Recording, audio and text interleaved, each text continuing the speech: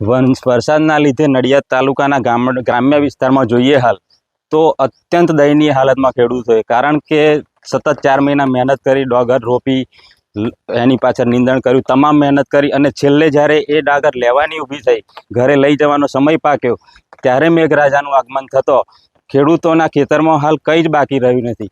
એક પણ દાણો ઉપજે એવી હાલત હાલ રહી નથી. એટલે ખેડૂતોની મનોસ્થિતિ તો માત્ર ખેડૂત જ જાણે કે અમે કેટલી મહેનત, આ પોતાનો જીવ રેડ્યો અને છેલ્લે કશું મળ્યું નહીં. એટલે હાલ ખૂબ જ દયનીય હાલતમાં ગ્રામ્ય પંથકના ખેડૂતો છે. તેમને સરકારને વિનંતી કે સર્વે કરી અને જો વળતર આપવામાં આવે તો તમામને થોડી રાહત થાય તેવી આશા રાખીએ છીએ અમે. અત્યારે કયા સ્ટેજ પર ડાંગર પહોંચી ગઈ હતી? જો 2-3 દિવસ મળ્યા હોત ને તો આ ડાંગર ઘરે લઈ ગયા હોત ખેડૂત. 2-3 દિવસ જ બાકી હતા, છેલ્લા સમયમાં ડાંગર હતી. કાપવાનો બિલકુલ સમય થયો હતો અને મેઘરાજાનું આગમન થયું, જેથી સંપૂર્ણ પાક નિષ્ફળ ગયેલ છે ખેડૂતનો તમામ.